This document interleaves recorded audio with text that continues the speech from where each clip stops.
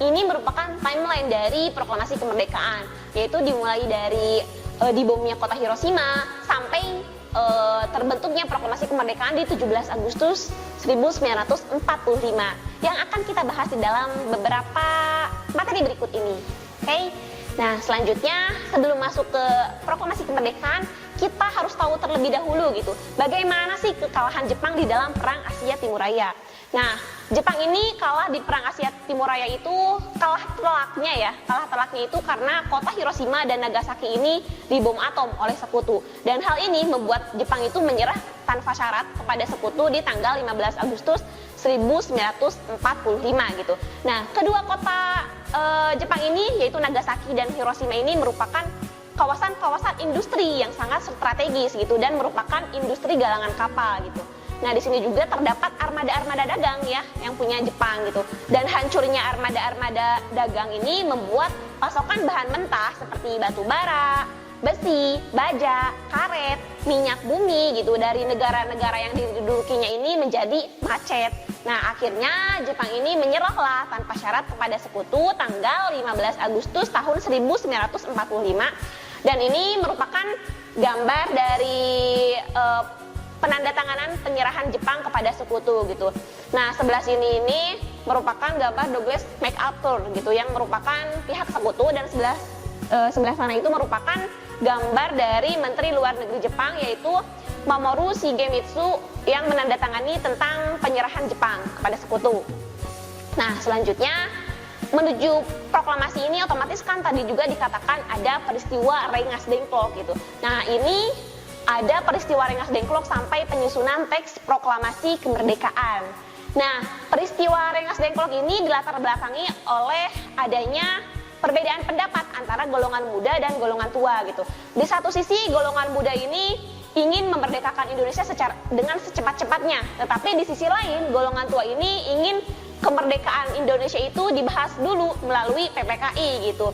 Nah, akhirnya dikarenakan adanya perbedaan pendapat ini, maka tanggal 16 Agustus 1945 Soekarni dan Hairul Saleh ini menculik Soekarno dan Hatta, dibawa ke Rengas Dengklok, dan itu terjadi sekitar jam 4 dini hari lah gitu. Nah, selanjutnya di Rengas Dengklok ini mereka itu masih terjadi perdebatan gitu, dan dari hasil perdebatan ini pada ujungnya Soekarno itu yang mulai mau gitu untuk memerdekakan Indonesia secepatnya gitu. Dan akhirnya Soekarno dan Hatta ini dibawa kembali ke Jakarta, lalu mendatangi Nishimura yang merupakan pemerintah dari Jepang gitu. Tetapi Nishimura ini tidak memberikan izin. Nah, selanjutnya Soekarno dan Hatta ini pergi ke rumah Laksamana Muda Maeda untuk menyusun teks proklamasi. Nah, teks proklamasi ini disusun oleh Insinyur Soekarno, Muhammad Hatta, dan Ahmad Subarjo gitu. Dan nanti hasil dari susunan mereka ini diketik oleh Sayuti Malik gitu. Nah, gambar di sebelah sini, sebelah kanan berarti ya. Sebelah kanan ini merupakan gambar Insinyur Soekarno bersama Muhammad Hatta dan Ahmad Subarjo ketika menyusun teks proklamasi. Lalu gambar sebelah sana merupakan gambarnya Sayuti Malik ketika mengetik teks proklamasi yang telah dibuat tersebut gitu.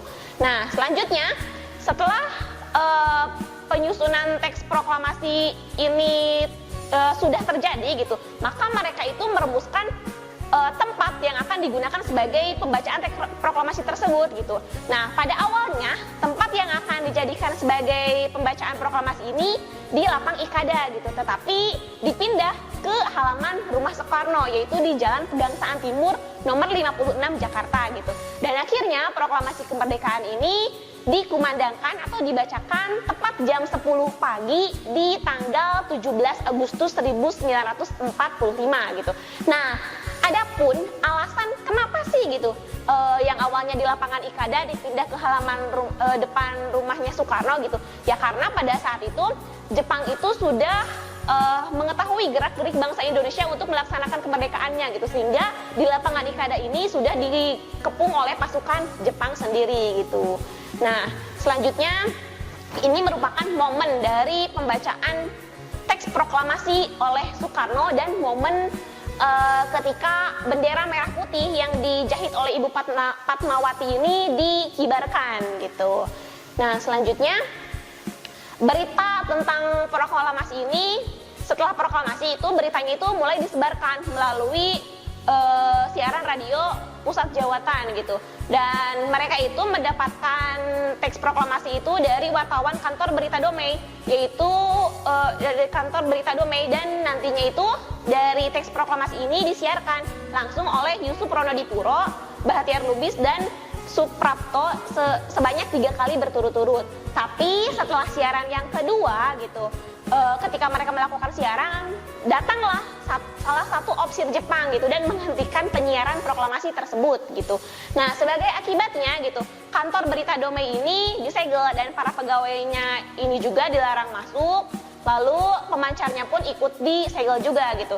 Dan akhirnya biar si proklamasi ini bisa disiarkan, maka Yusuf Ronodipuro ini membuat pemancar sendiri di Menteng 31 gitu, sehingga di sini teks proklamasi ini masih bisa disebarluaskan, dan teks proklamasi ini juga, kabar proklamasi kemerdekaan ini juga termuat di dalam beberapa surat kabar, pamflet, dan banyak ditulis-tulis juga di gerbong-gerbong kereta gitu.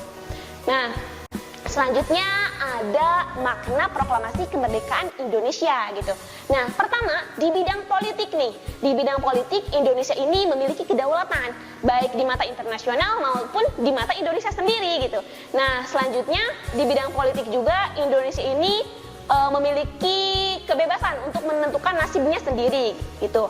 Lalu di bidang ekonomi ini tidak tergantung dengan bangsa lain dan tidak bisa ditindas lagi oleh bangsa lain gitu. Dan di sini juga Indonesia itu bisa merancang pembangunan demi kesejahteraannya sendiri juga gitu. Nah, selanjutnya di bidang sosial ini sebagai rakyat yang merdeka ya secara otomatis gitu, mereka itu tidak ada di kelas 2 atau di kelas 3 gitu seperti halnya zaman-zaman kolonialisme gitu. Tetapi mereka memiliki derajat yang sama sebagai bangsa Indonesia gitu. Lalu di bidang budayanya itu mereka itu memiliki kesempatan untuk mengembangkan kebudayaan Indonesia sesuai dengan nilai-nilai dan martabat Indonesia sendiri gitu. Nah, oke. Sekarang tentang pembentukan pemerintahan Indonesia dalam sidang PPKI gitu, karena ya kita dibentuk di dalam sidang PPKI sih gitu. Nah, sidang PPKI ini terjadi dari tanggal 18 Agustus sampai 22 Agustus tahun 1945 dan terjadi sebanyak 3 hari lah gitu. Nah, hari pertama pada sidang PPKI ini yaitu tentang mengesahkan Undang-Undang Dasar serta memilih presiden dan wakil presiden. Presidennya yaitu Soekarno dan wakilnya adalah Muhammad Hatta gitu. Dan pada saat itu untuk sementara waktu presiden itu dibantu oleh Komite Nasional gitu. Nah, selanjutnya adapun untuk perubahan-perubahan di dalam Undang-Undang Dasar sebelum disahkannya itu, pertama itu kata mukodimah ini diganti menjadi pembukaan. Lalu pada pembukaan alinea keempat ini tentang ketuhanan yang Maha Esa dengan kewajiban menjalankan syariat Islam bagi pemeluk-pemeluknya ini diubah menjadi ketuhanan yang Maha Esa. Karena pada saat itu yang datang itu tidak hanya yang agama Islam saja gitu, dan Indonesia juga tidak hanya agama Islam saja, tetapi dari Sabang sampai Merauke ini banyak sekali agama gitu di Indonesia gitu. Nah, selanjutnya pembukaan pada alinea keempat dengan kalimat menurut kemanusiaan yang adil dan beradab ini diubah menjadi kemanusiaan yang adil dan beradab. Lalu pada pasal 6 ayat 1 yang semulanya berbunyi presiden ialah orang Indonesia asli dan beragama Islam itu diganti menjadi presiden adalah orang Indonesia asli gitu. Nah, selanjutnya pada hari kedua sidang PPKI hari kedua di sini itu membicarakan tentang pembentukan kementerian dan pembagian wilayah Indonesia gitu.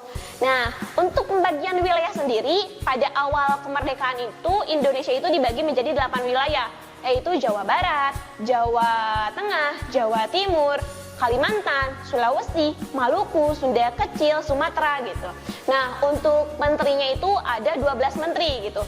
Dengan rincian Menteri Dalam Negeri, lalu Luar Negeri, Menteri Keuangan, Menteri Kehakiman, Menteri Keamanan Rakyat, Menteri Pengajaran, Menteri Penerangan, Menteri Sosial, Menteri Pekerjaan Umum, Menteri Kesehatan, Menteri Perhubungan, dan Menteri Kemakmuran gitu, yang masing-masing daerah dan menterinya juga sudah ada yang menanggung jawabi gitu. Nah selanjutnya ada rapat PPKI di hari ketiga, yaitu tentang pembentukan KNI atau KNIP ya gitu, dan PNI lalu BKR juga gitu. Nah selanjutnya ini ada KNI gitu. Nah KNI ini merupakan Komisi Nasional Indonesia gitu, tapi karena dipusatkan jadi menjadi Komisi Nasional Indonesia Pusat. Nah KNIP ini merupakan badan pembantu dan penasihat presiden gitu, yang keanggotaannya itu terdiri dari pemuka-pemuka masyarakat dan dari orang-orang bekas PPKI atau Panitia Persiapan Kemerdekaan Indonesia gitu.